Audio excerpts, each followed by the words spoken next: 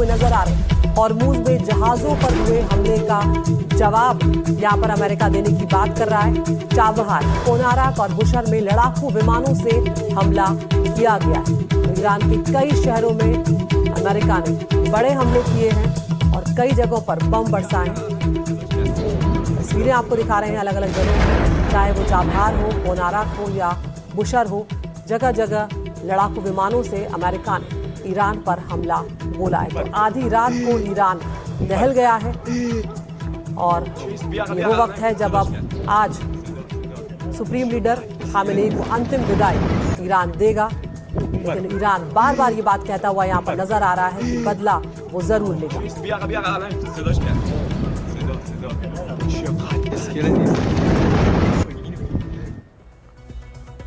तो यहाँ पर चाबहार हो, कोनारक हो, कई जगहों पर धमाकों की खबर सामने आई है। चाबहार के कुछ हिस्सों में बिजली तक गुल हो गई है। दोनों जगहों पर 10 से ज्यादा धमाकों की आवाजें सुनी गई है। अगर चाबहार की बात करें तो चाबहार की इमाम अली नदासा बेस को अमेरिकी सेना ने यहाँ पर टारगेट किया था। सरकारी मीडिया रिपोर्ट के मुताबिक अमेरिका के हवाई हमलों में ईरान के चाबहार बंदरगाह पर 2 मरीन पियर और एक मैरीटाइम ट्रैफिक कंट्रोल टावर को निशाना बनाया गया है।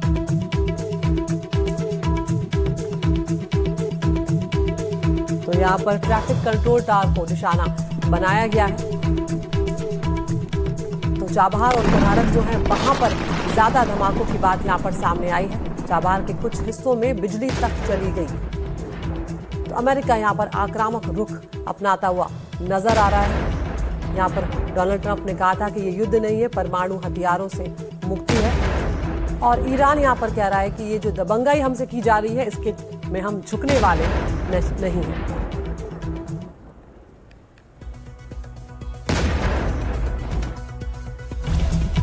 और इतना ही नहीं, बुशर में भी अमेरिका का हवाई हमला देखने को मिला है। बुशर में ईरानी सेना के 8 जवानों की मौत की खबर भी सामने आई है। हमले के बाद कई इमारतों में बुशर में आग लग गई है। बुशर का आसमान धुआं नजर आ रहा है। तो ये तस्वीरें आपको हम यहाँ पर दिखा रहे हैं कि किस तरह से बुशर में भी अमेरिका ने एयर स्ट्राइक की है यहाँ पर, और ईरानी सेना के 8 जवानों की मौत की खबर इस एयर स्ट्राइक में सामने आई है। कई इमारतों में यहाँ पर आग भी लग गई है और बुशर का आसमान जो है वो धुआं नजर आ रहा है।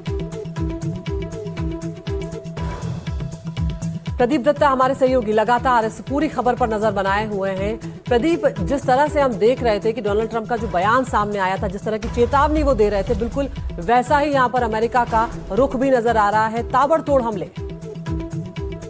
बिल्कुल आप सही कह रहे हैं। नेटो समिट के दौरान ही डोनाल्ड ट्रंप ने साफ कर दिया था कि सीज फायर ओवर हो चुका है। उन्हें लग रहा था कि ये वेस्टेज ऑफ टाइम और एनर्जी है, क्योंकि ईरान के साथ बातचीत करके उन्हें लग नहीं रहा है कि कोई नतीजा निकल पा रहा है। क्योंकि हर बार ऐसे ही लगता है कि जब भी बातचीत किसी ऐसे दौर पे पहुंचती है कि कुछ लगता है कि होगा, अगले क्षण कुछ ऐसी हरकत ईरान की तरफ से हो जाती है जिसकी वजह से अमेरिका को लग रहा था कि कुछ हो नहीं पा रहा है।